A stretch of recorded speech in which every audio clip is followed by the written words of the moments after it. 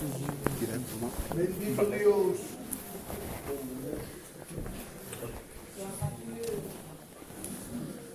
Gloire à Dieu. Amen. C'est toujours la même parole qui a toujours autant de poids et de puissance. Gloire à Dieu. Amen. Gloire à Dieu. Amen. Gloire à Dieu. Amen. Ça veut dire qu'on ne peut pas se donner la gloire. Nous ne pouvons pas nous donner la gloire à nous-mêmes. Nous sommes, avec tout le respect que je vous dois, un bout de chair qui est capable du pire. Donc la gloire n'est pas pour les hommes ce soir. C'était des hommes de Dieu qui avaient un jour écrit par l'inspiration du Saint-Esprit, non pas à nous. Non pas à nous, la gloire. Non, non. Vous avez remarqué que l'homme veut la gloire, hein? Peut être spirituel pour dire ça. Et pour surtout le vivre. Non pas à nous la gloire. Qui ne veut pas la gloire? Qui ne veut pas briller? Qui ne veut pas la place? Qui ne veut pas être applaudi? Qui ne veut pas bien prêcher? Qui ne veut pas marquer bien? Qui ne veut pas faire la cuisine? Lui che si fait un bon, ma ils sont déjà tout pas comment se fait? Qu'on est content. On mange que se fait, ne va lire. Il faut presque dire à quelqu'un qui cuisine mal, et le bon que se fait. Sinon, ça ne pas de moto. Pourquoi? Parce qu'on aime la gloire. On aime les applaudissements. On aime être vu. Voilà. On aime être vu parce qu'on s'aime passionnément. Et je bénis Dieu parce que Jésus est tout le contraire de nous. Ça ne vous fait rien si je vous parle que de lui ce soir? Parce que si nous parlons de nous, on ne va pas aller loin. Si nous parlons de nous, nous parlons que de défaite. Nous parlons de nous, si nous parlons de nous, écoutez, nous sommes une ruine. Nous sommes une ruine. Plus les années passent, plus je vieillis, en soyant pas trop vieux non plus, mais un peu moins jeune qu'avant. Et je me rends compte que je suis une défaite, une ruine. Que Dieu ne peut pas miser sur l'homme. Il n'y a pas un seul juste. Il n'y a pas un seul bon. Il n'y en a pas un. Pas un quand même. Il n'y en a pas. Il n'y en a pas. Il n'y a pas un seul juste. Pas un. Alors, Dieu a trouvé, lui, son moyen. Il savait Dieu, il savait. Vous savez, Dieu sait ce qu'on est. Il sait. Je disais tout à l'heure dans une maison, en parlant du Seigneur à une famille, il n'y a personne qui aime Dieu. Des fois, les gens me disent, c'est bon, comment est-ce qu'il me dit oui? Parce qu'il n'y a personne qui l'aime. C'est la Bible qui le dit. Dis-moi, c'est ce qu'il me dit. Il n'y a personne qui aime Dieu. Mais ce qui est sûr et certain, c'est que nous avons un Dieu qui nous aime. Amen. Un Dieu nous aime. Dieu nous aime. Écoute bien, Dieu nous aime. Ça te fait du bien, hein? C'est vrai ou pas? De mon estime? Oui. Ah, je suis tranquille. Ah non, au contraire. Dieu t'aime, c'est pour cela qu'il faut changer. J'avais aimé un jour ce que disait un homme de Dieu. Dieu nous aime comme on est. Mais il nous aime trop pour nous laisser comme on est. Dieu nous aime comme on est. Et je prenais cette image un jour d'un enfant. J'ai mes petits-enfants, moi, vous savez. Et je l'aime comme il est. J'ai mon petit-fils. Je meurs pour lui. Pour lui, je meurs. Tuez-moi, écrasez-moi, crucifiez-moi, brûlez-moi, faites ce que vous voulez. Ne touchez pas mon petit. Je l'aime. Je l'aime, je l'aime, je l'aime. Mais parfois, il se tâche. Tac. Mais comme je l'aime trop, je l'aime comme il est. Mais je l'aime trop pour le laisser comme il est. Alors je dis à ma femme qu'il est mieux.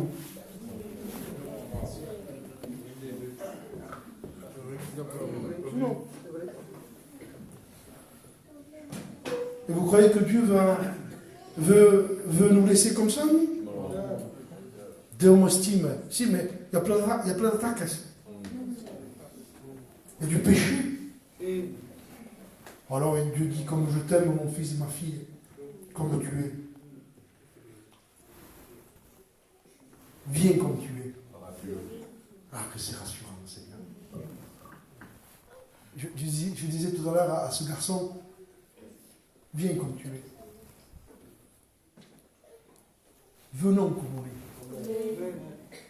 Vous savez, j'étais assis, je pensais à ce mot très fort, je le sentais qui venait de l'esprit. L'apparence. Bon. Et j'ai pensé un jour à une expérience que j'ai faite, j'étais tout jeune, je venais de me convertir, et à l'époque, mon beau-père, il a une nièce qui travaille dans le cinéma. Il fait des films, des projections de films à la 3, à la 2. Et mon beau-père, il me dit, tu ne veux pas venir avec nous? J'étais tout jeune, je ne savais pas si j'étais chrétien. Peut-être non, je n'étais pas chrétien, pardon, je n'étais pas chrétien. Maintenant, ça me vient, parce que ma fille venait de l'être. Il me dit, tu viens? Il me dit, tu n'as rien à faire. Le rôle, c'est juste...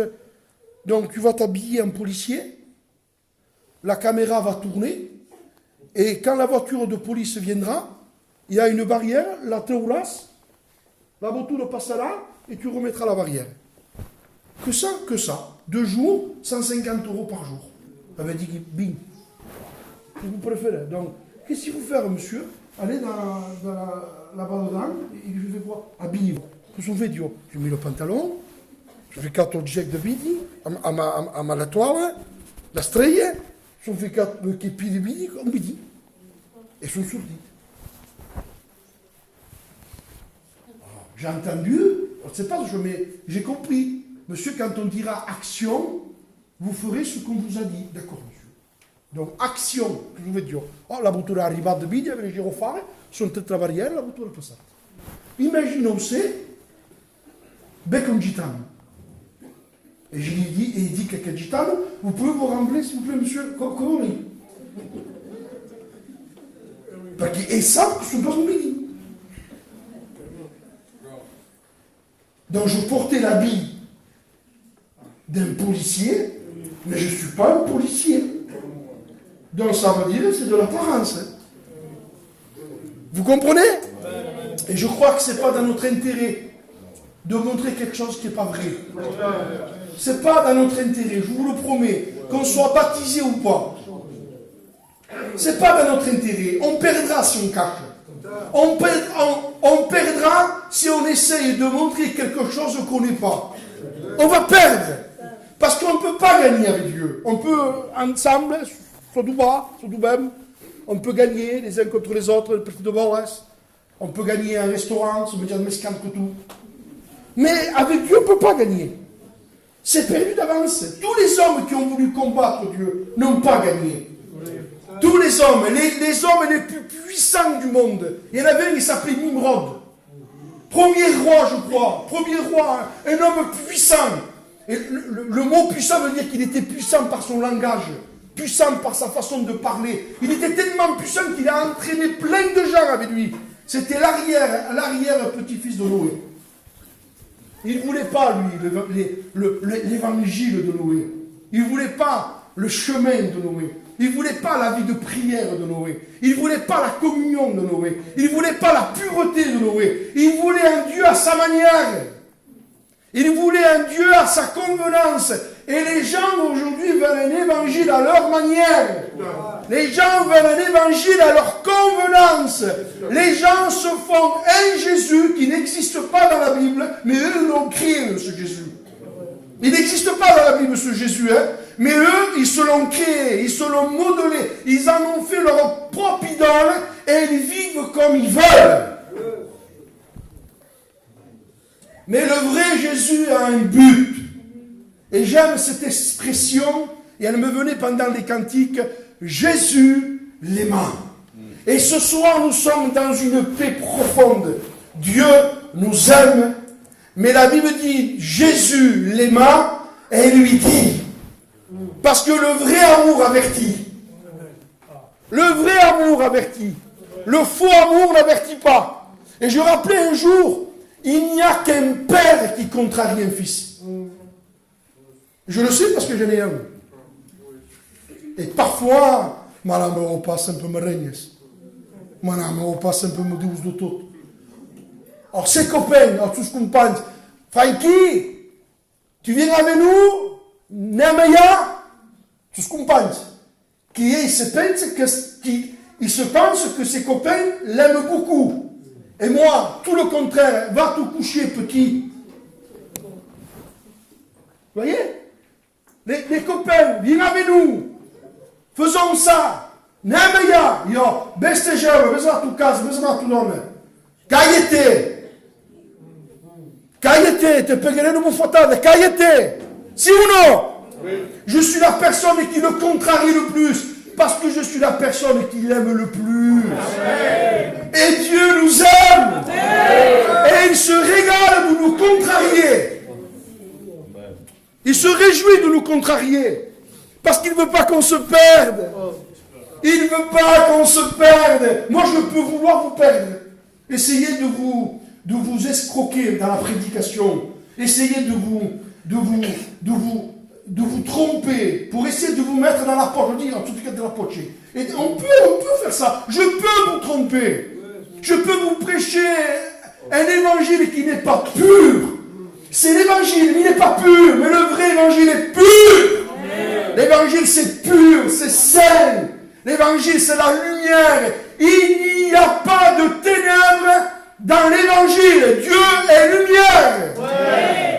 Et la nouvelle que nous avons apprise de lui, dit Jean, c'est que Dieu est lumière. Et je rappelle une fois que dans l'évangile, il n'y a pas de pénombre. Vous savez ce que c'est la pénombre? Je vais vous expliquer ce que c'est la pénombre. Et aujourd'hui, nous vivons un temps où il y a un évangile de pénombre. La pénombre, c'est il n'y a pas trop de jours, mais il n'y a pas trop de nuit.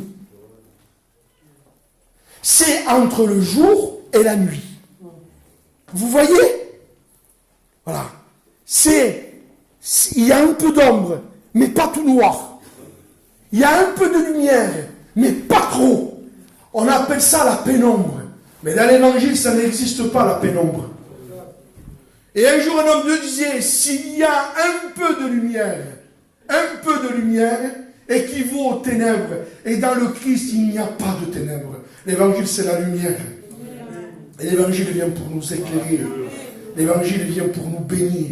L'évangile vient pour nous purifier. De toute façon, la Bible dit, en parlant du roi Akab, c'était un homme, et le texte dit, il s'était vendu au péché. Il n'y a personne, il dit, qui se soit vendu au péché comme Akab.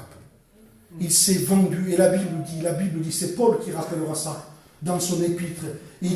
Paul dit, moi je suis charnel, vendu au péché. Nous nous sommes vendus. Que tu es vendu au péché. Quelque chose qui est vendu, ça veut dire que ça ne nous appartient plus. Vous comprenez, ça a été vendu. C'est vendu. Et je rappelle un exemple. J'ai une BMW. Moi, imaginez que demain, je dis n'importe quoi, hein, mais demain, je touche 1 million d'euros. Et je veux m'acheter une BMW neuve. Je vais au magasin, je la paye.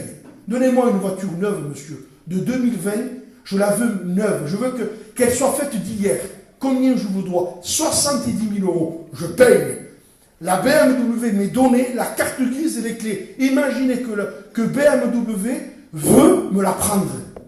Ils ne peuvent pas me la prendre. Je l'ai payée, ils me l'ont vendue. Ça a été vendu. Pourtant, c'est BMW. C'est eux qui l'ont fait. C'est eux qui l'ont fabriqué. Mais ça ne leur appartient plus. Parce que pourquoi? Elle a été vendue. Je voudrais vous dire, nous appartenons à Dieu. Nous avons été créés par Dieu. Nous sortons des mains de Dieu. Mais nous nous sommes vendus. Sur la carte grise de notre cœur, il n'y a plus propriétaire Jésus. Sur la carte grise de notre cœur, il y a propriétaire Satan. Et si BM veut me prendre la voiture, je porte plainte, je prends un avocat, c'est moi qui gagne. Parce que la carte grise porte mon nom. Donc, qu'est-ce qu'il faudrait faire? Il faut la racheter. Et c'est ce que Christ veut faire avec toi ce soir. Il veut te racheter.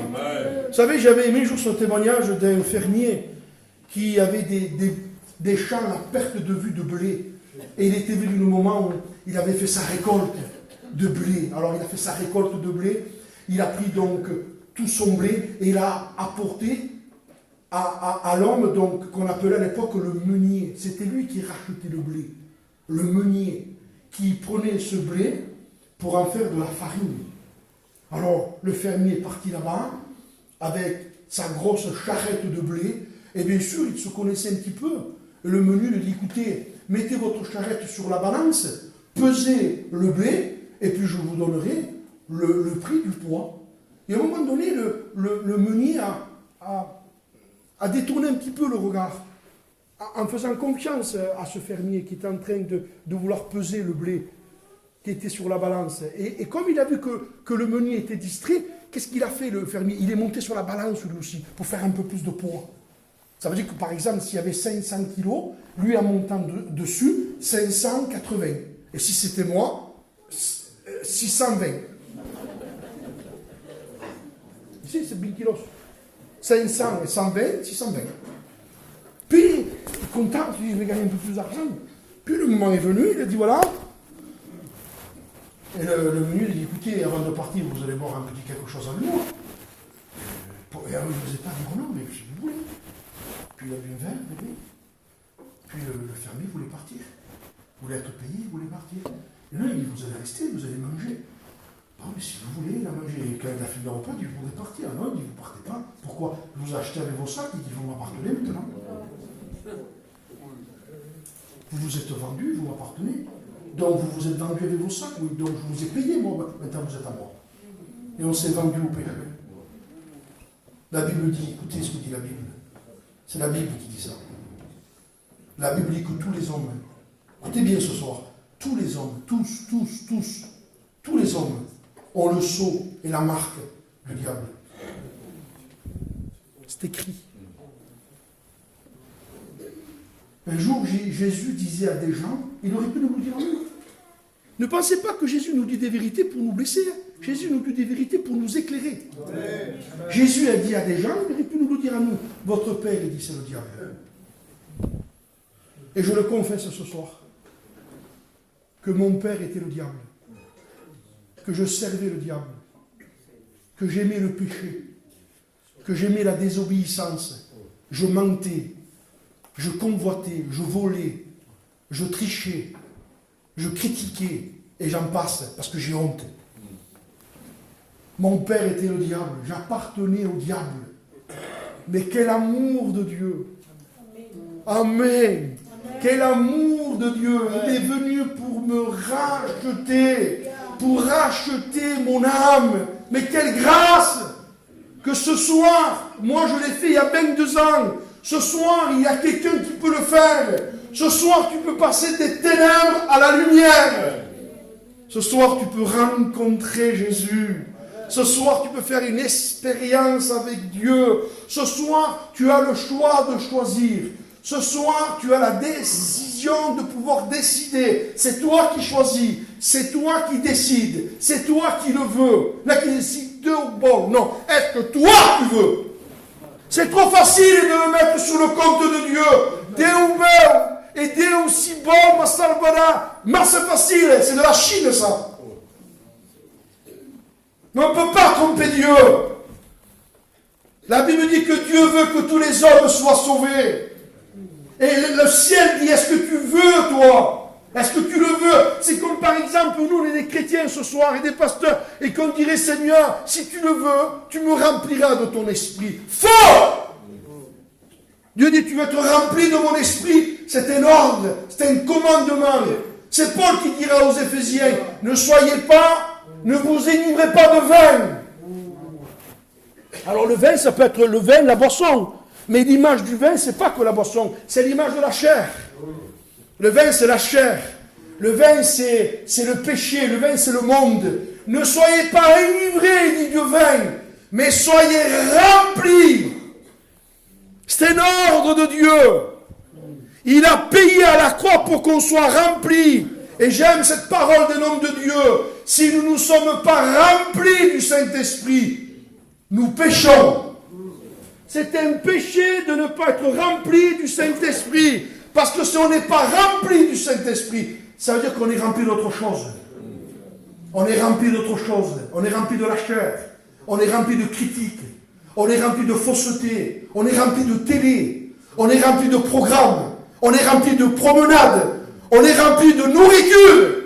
Mais quand un homme a rencontré Jésus, son désir à lui, c'est être rempli de Dieu. Et ce matin, je disais pendant le culte, quoi de plus facile que de remplir un verre d'eau? Je sais que j'ai payé l'eau. Mon eau chez moi, elle est payée tous les mois. J'ai mon verre, je m'approche de ce robinet. J'ouvre l'eau, j'ai qu'à mettre le verre dessous. Et le verre se remplit. C'est la chose la plus simple qu'on peut comprendre. Et Dieu me dit, tu veux que je te bénisse, mon fils? Ouais, viens à moi. Je veux te remplir. Je veux te remplir. Et Dieu veut qu'on soit rempli. C'est pour ça que nous voyons ce que nous voyons aujourd'hui. Des mauvais témoignages. Des prédicateurs qui dansent. Des pasteurs qui boivent de l'alcool. Des pasteurs qui se battent. Des pasteurs qui divorcent. Des chrétiens qui ont mauvais témoignages. Pourquoi? Parce que les gens ne sont pas remplis de Dieu. Oui, c'est pour ça qu'on voit ce qu'on voit.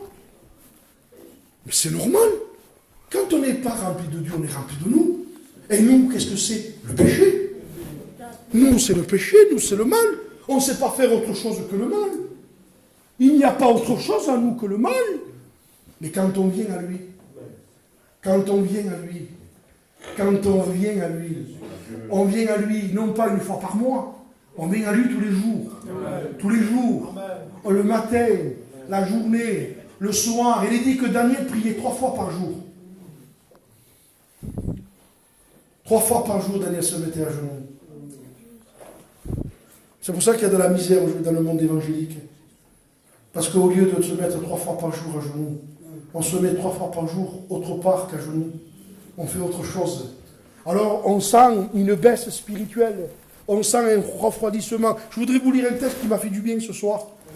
Je voudrais vous lire quelque chose qui m'a fait beaucoup de bien. Je vous lis ça. Ça va vous bénir. Écoutez ce texte. C'est dans le livre de Timothée, 2 Timothée 1,6. C'est pourquoi je t'exhorte à ranimer la flamme. Je t'exhorte, il dit, à ranimer la flamme. Cette flamme qu'un jour Dieu a allumée. Il a allumé un feu. Il a allumé un feu en toi, en moi. Il n'y avait pas de feu en nous. Il y avait en nous le péché. Et ce soir, vous qui êtes perdus, repentez-vous, convertissez-vous. Dieu va vous remplir du feu de Dieu. Le feu de Dieu. Vous vous rappelez hier, ce texte me revient. La Bible dit que le feu de Dieu est tombé. Et quand le feu de Dieu est tombé, il a consumé l'holocauste. Il a consumé le bois. Il a consumé la terre. Et il a absorbé l'eau. Je ne comprends plus rien là. Parce que normalement, le feu ne peut pas gagner contre l'eau. C'est l'eau qui gagne le feu. Mais quand c'est le feu de Dieu gagne l'eau. Ça veut dire que la chair, le monde des ténèbres, nous, notre propre personnalité, notre corps, cette chair qui veut que le mal. Elle veut le mal, elle veut le mal, elle veut le mal, elle veut le mal, elle veut le mal. Mais qu'est-ce que tu dis? Je dis ce qu'on vit. Et pour pouvoir s'en sortir, il faut être rempli de Dieu. Je t'exhorte, je t'encourage à ranimer la flamme. Nous, on dit Seigneur, ranime. Je t'exhorte, ranime-toi, dit le Seigneur. C'est à toi. Il ne dit pas, je t'exhorte de venir à moi, je te ranimerai. Il ne dit pas comme ça. Je t'exhorte à ranimer la flamme. Ça veut dire que c'est toi qui l'as éteint. C'est nous qu'on éteint la flamme. On l'éteint par rapport au choix qu'on fait, on l'éteint par rapport à la vie qu'on a. Je t'exhorte à ranimer la flamme du don de Dieu. C'est-à-dire que le feu que Dieu nous a donné, c'était un cadeau de Dieu. Dieu nous a donné un cadeau. Et frères, je sais ce soir que vous connaissez l'évangile peut-être sur les bouts des doigts. Mais je rappelais hier, de vous le rappeler ce soir, la connaissance ne vous sauvera pas. La connaissance ne nous sauve pas. Ce n'est pas la connaissance qui nous sauve. Et je rappelle encore, dis-nous, quand c'est que tu vas établir le royaume. Dis-nous, on veut savoir quand tu reviens, quand Jésus revient. Quand ça ne va pas ça après l'enlèvement de l'Église. Mais tu ne seras pas levé. Donc, qu'est-ce que ça peut te faire? Qu'est-ce qu'il va avoir après? On veut savoir qu'est-ce qu'il y a après l'enlèvement. Mais tu seras enlevé. On veut savoir. Les 7 coupes, les 7 trompettes, maman, qui de quel? Je ne comprends pas c'est qui. Je ne comprends pas. Jésus dit, mais ce n'est pas à vous de connaître ça. Vous devez recevoir une puissance. Amen. Et où on la reçoit la puissance? Où ils l'ont reçue? De la chambre haute? Amen. La chambre haute, c'est-à-dire qu'il faut monter. Mais la chair ne veut pas monter. La chair, elle veut des réunions, des missions. Des réunions, des missions. Mais la chair ne veut pas prier. Mais qui dit, tu passes gaz après gaz? Mais c'est normal, tu te consultes. Il n'y a personne qui veut prier. J'ai jamais eu envie de prier, moi, de ma vie. C'est chaud. Mais non. Mais comme on a la foi. Dans la foi dans un Dieu qui nous entend. Je disais ce matin, tu sais pourquoi tu ne pries pas? Parce que tu n'as pas la foi. Parce que si tu aurais la foi, tu prierais parce que tu sais que Dieu t'entendrait.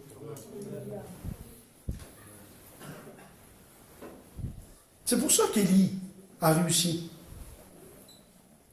Parce que c'était encore plus dur en son temps à lui. Le roi Akab, une apostasie abominable. Un temps horrible pour lui. Vous connaissez les passages. Un temps terrible pour lui.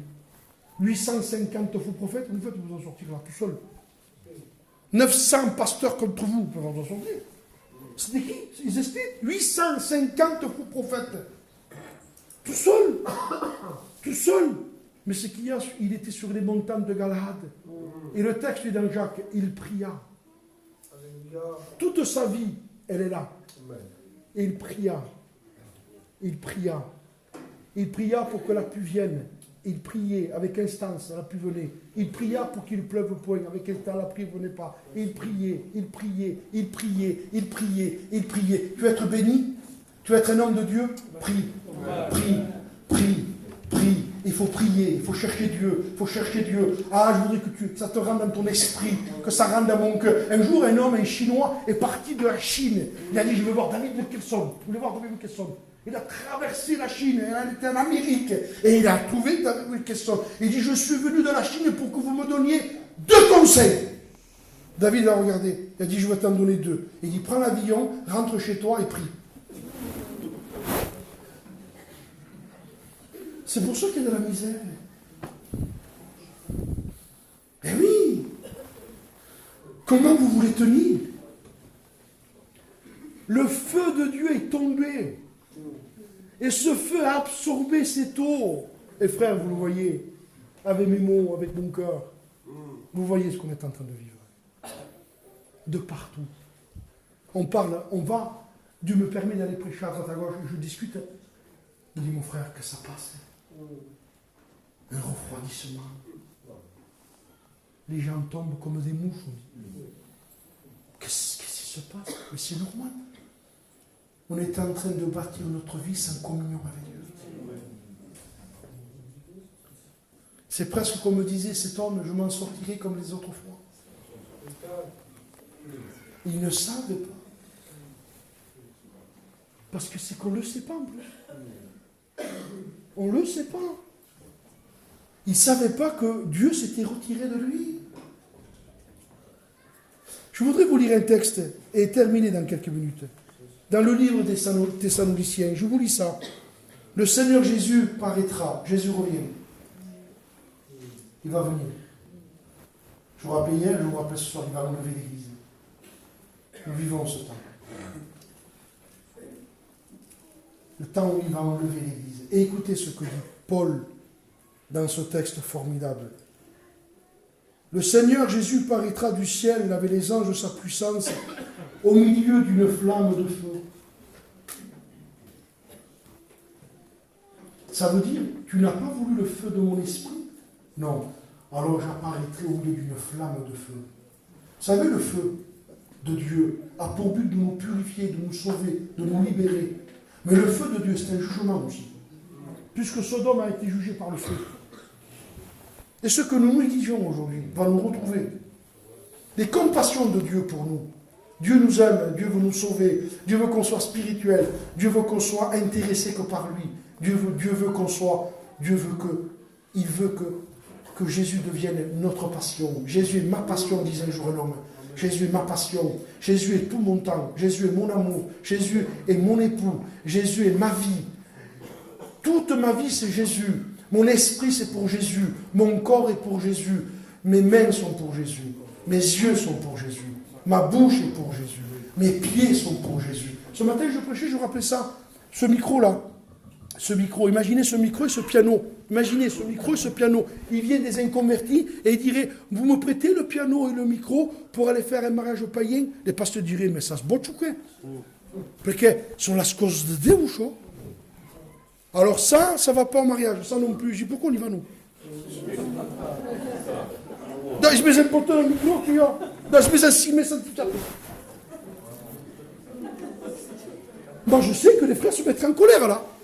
Mais peux-tu je condamne le piano pour que ça ne païen? Que la gente parle même ou d'un païen toute la vie? À chaud sur passe de qui, hein? Et puis qui est dans la chose? Mes frères, mais vous savez qui nous sommes? Vous savez qui on est? Vous savez ce que dit Paul? Il dit, vous êtes le temple de Dieu. C'est écrit. Vous êtes, mais regardez la grâce que nous avons. Il a mis 7 ans seulement pour construire le temple. 7 ans pour construire le temple. Et il y a mis tout son cœur. Tout son cœur, toute sa force, toute son âme. Pendant 7 ans, tout était beau, parfait. Un travail avec une concentration, avec un amour pour construire le temple de Dieu. Et il est écrit dans le livre des rois, c'est Salomon qui fait cette prière, il dit, Seigneur, que tes yeux soient jour et nuit sur ta maison. Que jour et nuit, tes yeux, Seigneur, soient sur ta maison. Que dit l'Épître aux Hébreux? Il dit, sa maison maintenant, c'est nous. Et Paul dit, vous êtes le temple du Saint-Esprit. Si quelqu'un détruit le temple, ça veut dire qu'il y en a qui vont le détruire. Dieu le détruira. Parce que le temple de Dieu est saint. Et c'est ce que vous êtes. C'est ce qu'on est. Mais vous imaginez qui on est?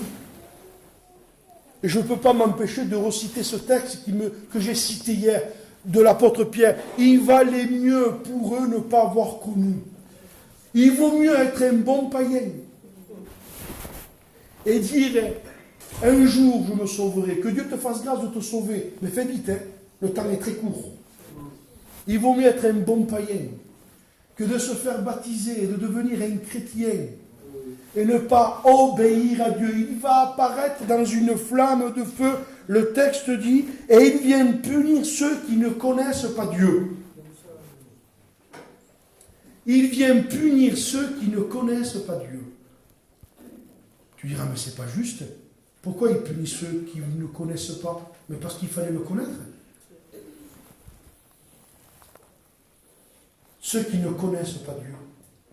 Ça veut dire ceux qui ne veulent pas se convertir. Ceux qui veulent garder leurs péchés. Ceux qui veulent garder leurs tâches. Ceux qui veulent aimer leur vie. Ceux qui aiment le plaisir plus que Dieu. C'est Paul qui dira ça. Les hommes seront, ils seront les hommes, égoïstes, fanfarons, blasphémateurs, ingrats, irréligieux. Et les hommes les hommes aimeront le plaisir plus que Dieu. Ils aimeront plus le plaisir que Dieu. Ils viennent punir ceux qui ne connaissent pas Dieu. Tu ne connais pas Dieu? Non, je ne le connais pas. Ce soir, connais-le. Accepte-le. Mets-toi en règle. Tu diras, mais on a le temps, tu n'as pas le temps. On n'a pas le temps. On est trop poussière, on est trop fragile. Le lendemain ne nous appartient pas. Nous sommes trop fragiles. Nous ne pouvons pas décider. Je mangeais avec le pasteur Laurent aujourd'hui, il m'a dit quelque chose que je ne savais pas. Il m'a dit, mon frère, il y a 5 ans, il avait fait, comment ça s'appelle? Un AVC. Jusque dans le bol. Et Dieu m'a béni, il m'a guéri. Je te rends compte, mon frère, un AVC. Il m'a dit, mon frère, j'aurais pu partir. J'aurais pu partir. Vous imaginez, à 35 ans, 32 ans, 37 ans, là, d'un coup, là, je vous prêche, je tombe par terre, ça y est, c'est fini. Les frères, ils prient pour moi, ça y est, je m'en vais. Et quand je m'en vais tout seul. Ma femme ne vient pas avec moi, mes enfants ne viennent pas avec moi, mon fils ne vient pas avec moi, les frères ne viennent pas avec moi, je m'en vais tout seul. Le banquier ne vient pas avec moi. Le placier du marché ne vient pas avec moi. La passe à la mairie ne vient pas. Il n'y a personne qui vient avec moi. Je m'en vais tout seul. Tout seul, on part tout seul, les frères. Oui. On part seul. Vous imaginez qu'on va quitter la terre? Mais à quoi on s'applique aujourd'hui? Mais où est notre application? Où est notre amour? C'est une question que je vous pose, parce que je me la pose. Où est notre amour? On l'a mis où, notre amour? Il est où, notre amour? Dans quoi on a mis notre amour? Mais je crois que c'est la chose que nous aimons le plus. C'est la chose à laquelle on est le plus concentré. C'est pour ça qu'il y a un proverbe qui dit « Dis-moi avec qui tu vas, et je te dirai qui tu es. »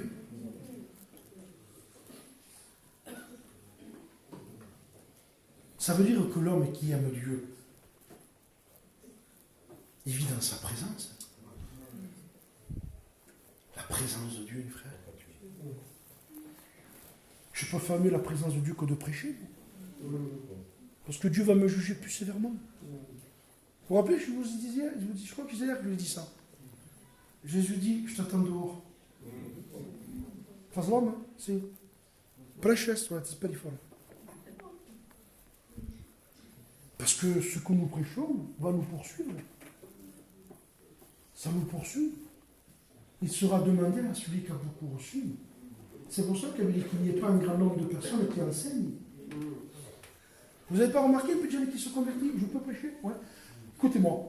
Un petit jeune qui se convertit, il lit un peu la Bible. Un peu la Bible. Un peu la Bible. Il allait un peu, il ferait un peu. Ça va pas. Non, ça n'a pas la peine. C'est un chrétien qui lit sa Bible et qui prie. Mais comme aujourd'hui les gens ne lisent plus, ne prient plus, quel est qui dit qu'il prie? Ça n'a pas la peine. Il n'a pas la peine. Mais c'est quoi ce temps de fou qu'on vit? Alors il y a plein de prédicateurs. Mais vous en voulez des prédicateurs? Alors je ne suis pas contre les prédicateurs, j'en suis un. Mais c'est important quand même qu'il y ait un appel de Dieu. Parce que l'appel, ce n'est pas les hommes. L'appel au ministère, ce n'est pas les hommes qui. C'est pas J qui fait de nous serviteurs de Dieu. C'est le Saint-Esprit. C'est Dieu qui appelle un homme. Vous comprenez ça? Mais comme on vit un temps bizarre, les gens n'ont plus de communion. Les chrétiens vivent de réunion et de réunion. Il y en a un qui lit un peu, qui prêche un peu. On veut le mettre. Mais non. Laisse-le chrétien tranquille. Lis ta Bible, prie le Seigneur. Tu ne fais que ce qu'un chrétien normal fait. Mais comme aujourd'hui, ce n'est plus anormal, ce qui est normal est devenu anormal. Parce que nous vivons les temps d'apostasie. Nous vivons la fin. Comme Akab, Jézabel, les 850 prophètes, ils n'avaient plus de communion avec Dieu. Vous connaissez ça, je vais finir. Ils n'avaient plus de communion avec Dieu. Ils n'étaient plus connectés avec le ciel. Ils vivaient de connaissances. Vous vous rappelez ça? Va, tu seras béni. L'Éternel sera avec toi. Tu détruiras les Syriens. Mais je dis, c'est presque des messages subliminaux, ça. Il n'y avait rien de Dieu dans ce message. Vous le savez, vous lisez la Bible comme moi. Il n'y avait pas l'esprit, il n'y avait pas l'inspiration, il n'y avait pas la direction de Dieu. Mais il y avait le message qui apportait un peu de tranquillité dans la chair. Ah, enfin quelqu'un qui nous fait du bien. Dieu m'aime comme je suis. Même quelqu'un qui passe des hauts-bains. Non, mon frère, on va en enfer un moment comme ça. Mais oui, on ne peut pas vivre comme ça. Il vient punir ceux qui ne connaissent pas Dieu. Et écoutez ce que dit Paul. Il vient punir ceux qui n'obéissent pas, il dit, à l'évangile de Dieu. Il vient punir ceux qui n'obéissent pas à l'évangile de Dieu. Ça veut dire qu'il y a des gens qui n'obéissent pas. Et on peut être ces gens. La réunion va finir, moi je vais rentrer chez moi. Voilà, avoir la fête de mission. Mais moi je m'en vais. Et peut-être on ne se reverra plus jamais. Peut-être moi je rentre chez moi et demain vous apprenez pour être que pour tout est mort pour être. Mais c'est ça la vie. Vous le savez que c'est ça, mes frères. Et quand je veux me présenter devant Dieu et moi, avec qui je veux me présenter? Que je veux dire à Dieu? Je veux me présenter avec les missions, avec les réunions. Mais Dieu connaît ma vie. Il sait comment je vis. Il sait ce que je regarde. Il sait comment je parle. Il sait ce que mes mains touchent. Il sait où mes pieds vont. Il connaît tout de moi. C'est pas le psaume 139. Et il ne dit pas le psaume 139.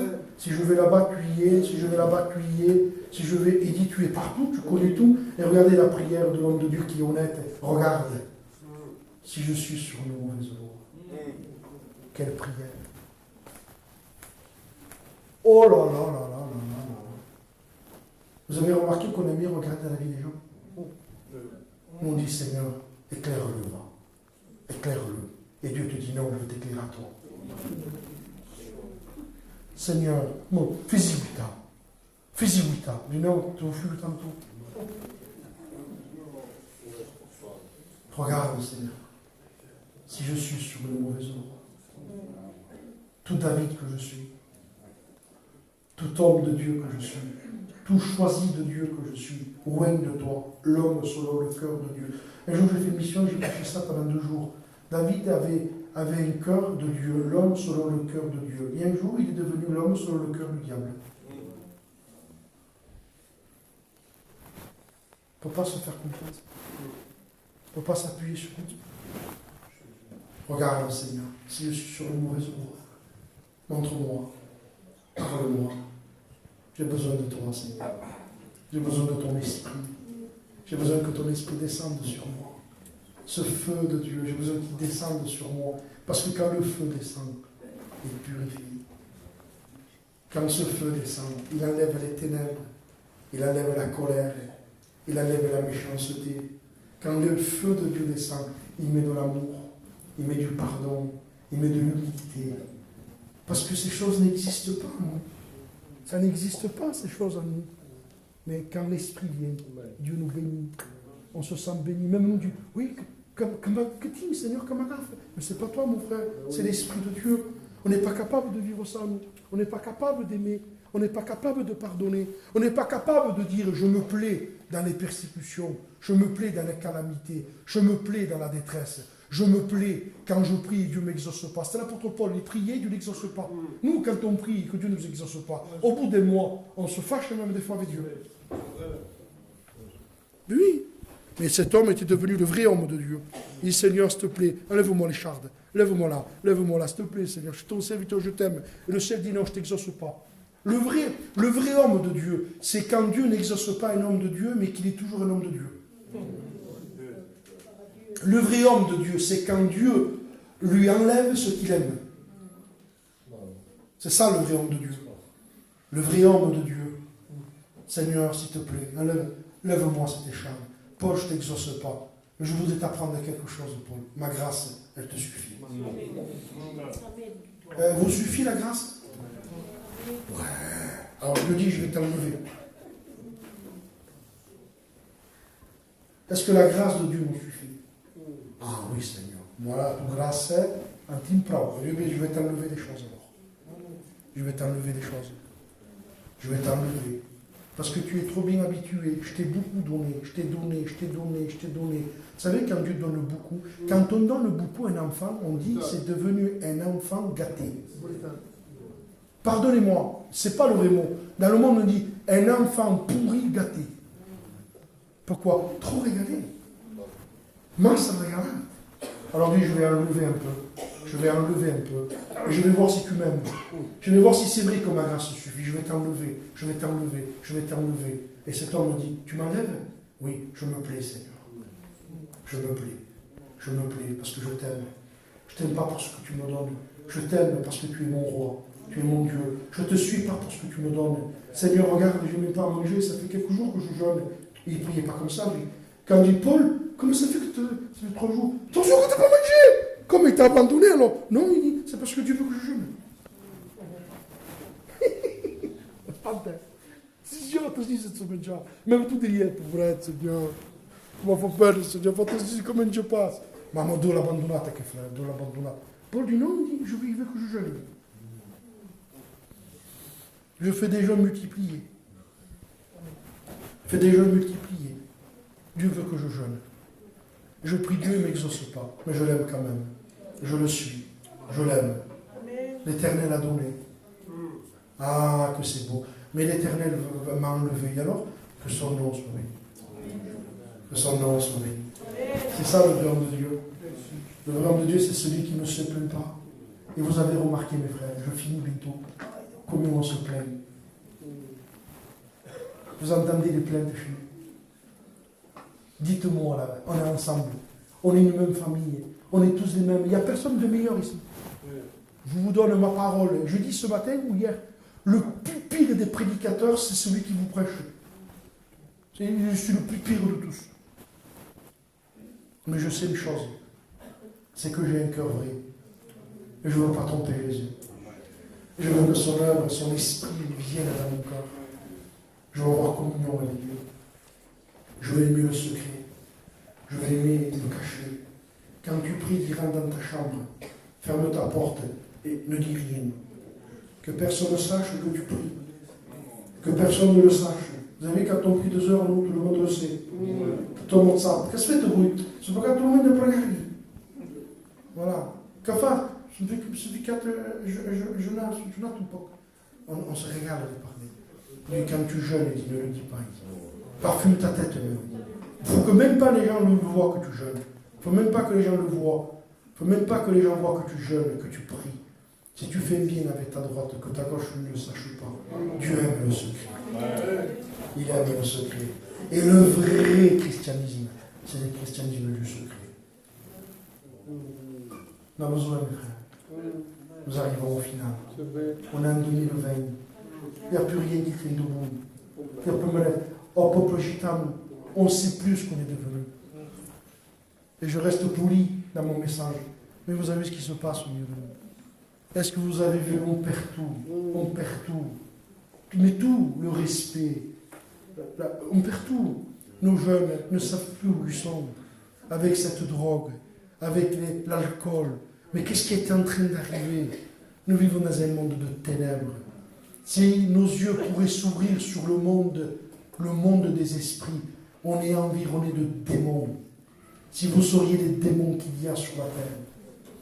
Et je disais une fois en prêchant, chacun a son démon. J'ai les anges de Dieu avec moi. Tu as les anges au service de chaque chrétien. Mais chaque serviteur, chaque chrétien a ses démons. Ils attendent le moment propice. Ils attendent. Leur travail, c'est de nous faire tomber. Leur travail, c'est de nous séduire. Leur travail, c'est de nous arrêter. Leur travail, c'est de nous freiner. Et pour échapper à ces mauvais esprits, pour échapper à ces démons, il faudra la communion. Il faut cette vie de prière. C'est pour ça que Jésus a réussi. C'est un homme qui priait. Un homme qui avait contact avec Dieu. Un homme qui se levait pendant qu'il faisait sombre, dit la texte. Il se levait le matin. Il avait communion avec le Père. Il priait, il priait. Il rentre dans le jardin de Gethsémani. Il dit aux disciples, veillez et priez, veillez et priez. Ça veut dire, faites attention, priez, faites attention, afin que vous ne tombiez pas dans la tentation. Les tentations vont venir, les tentations de parler. Elle va venir la tentation, tu vas en fada. Pourquoi? Parce que tu es comme ça, tu es caractériel, tu es un petit lion. On est tous comme tous les mêmes. On aime se laisser de faire le petit, c'est pas vrai. Pourquoi? Parce qu'on est des charnels. L'homme est charnel. Il n'y a que l'esprit qui peut nous dompter. Alors il dit, veillez, il dit, vous allez tomber dans la tentation de parler, de dire ce qu'il ne faut pas dire, la tentation de te disputer, la tentation de regarder, la tentation de toucher, la tentation d'aller. Fais attention, veillez et priez. Mais quand il dit, Jésus, veillez et priez, il ne faut pas que le dire. De suite après, il se met à genoux.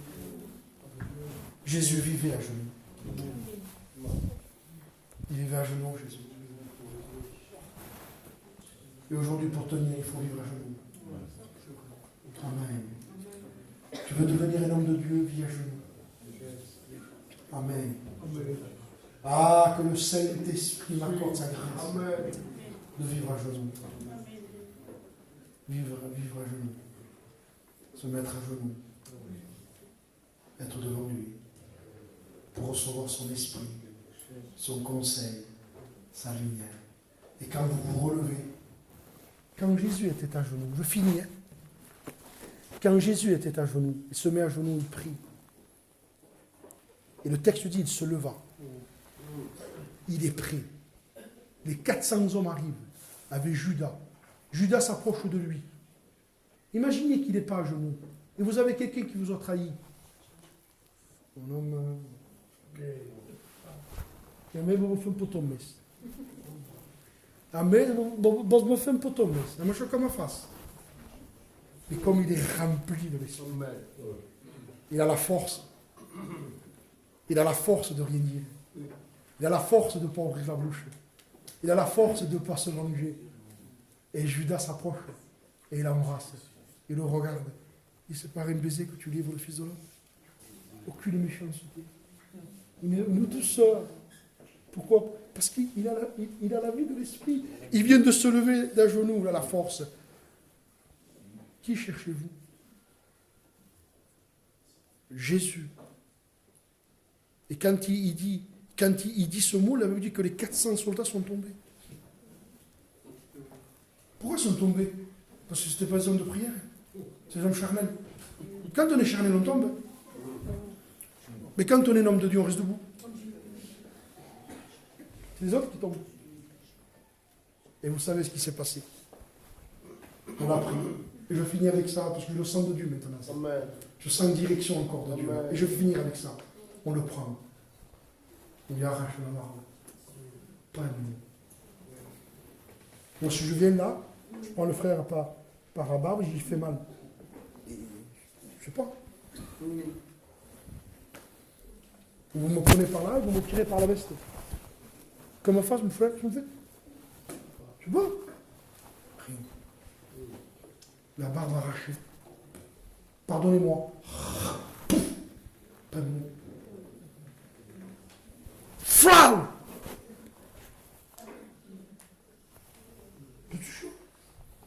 Qu'est-ce qu'il a?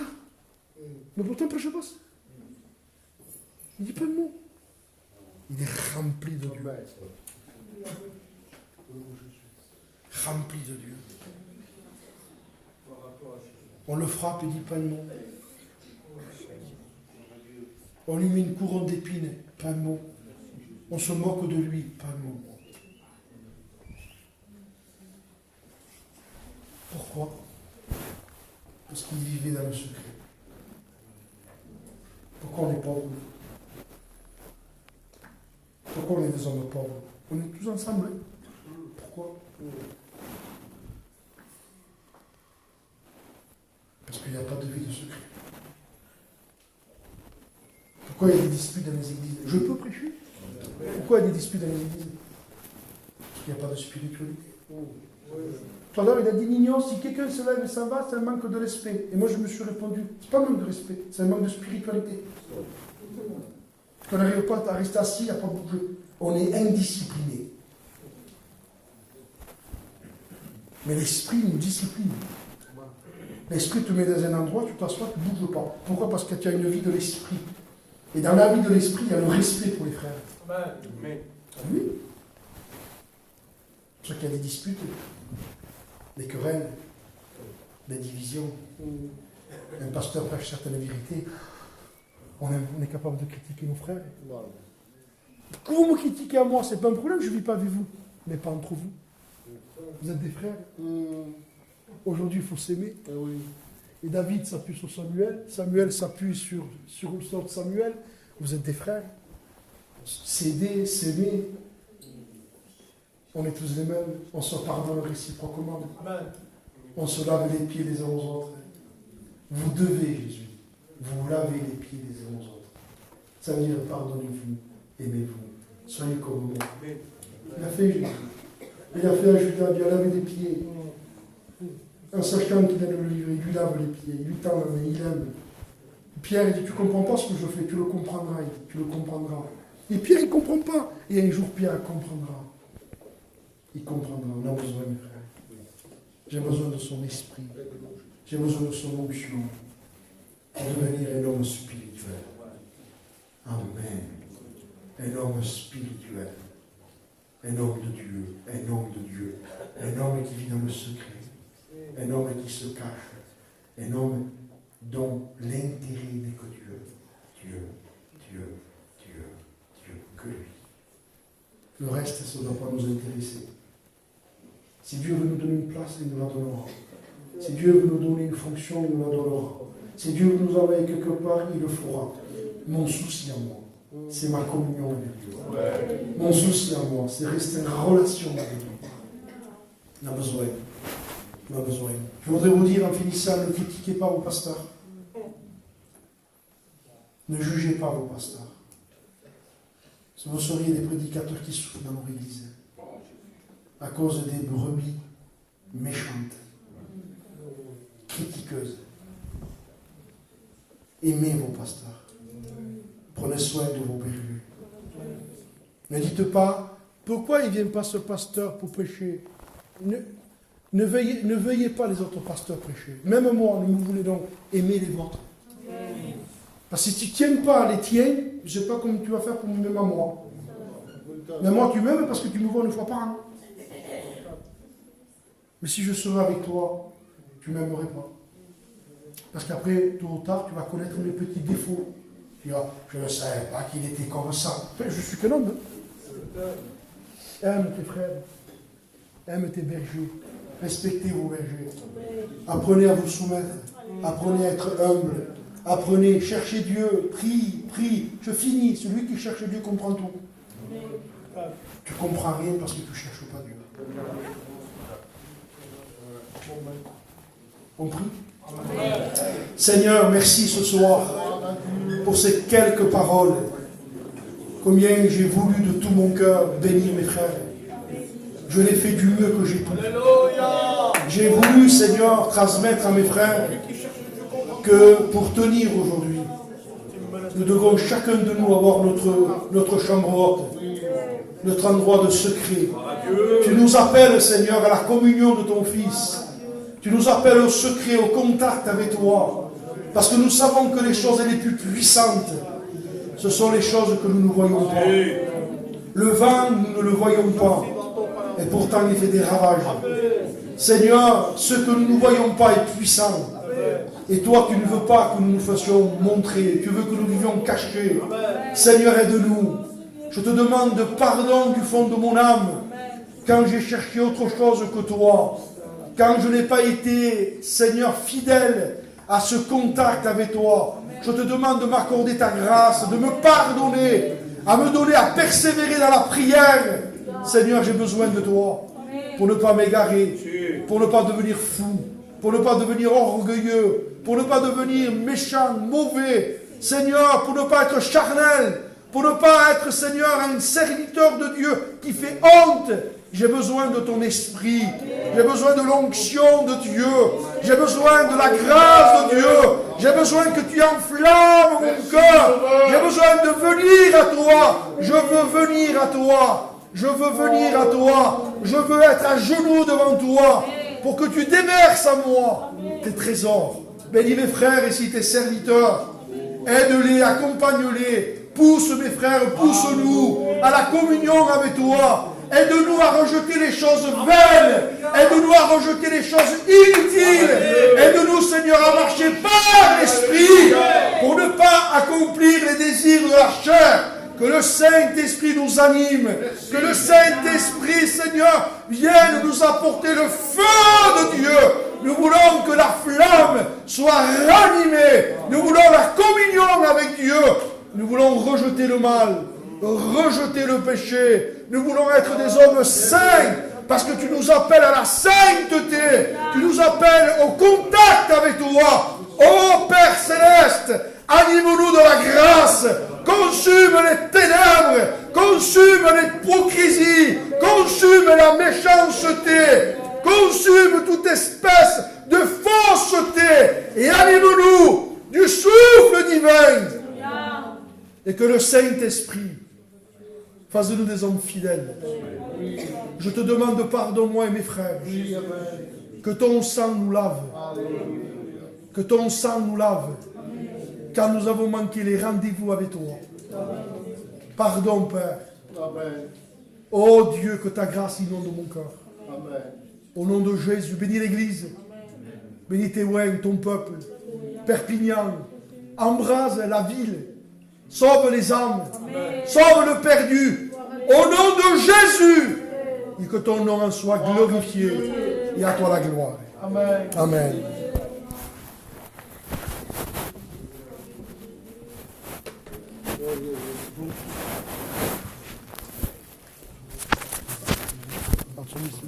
Gloire à Dieu.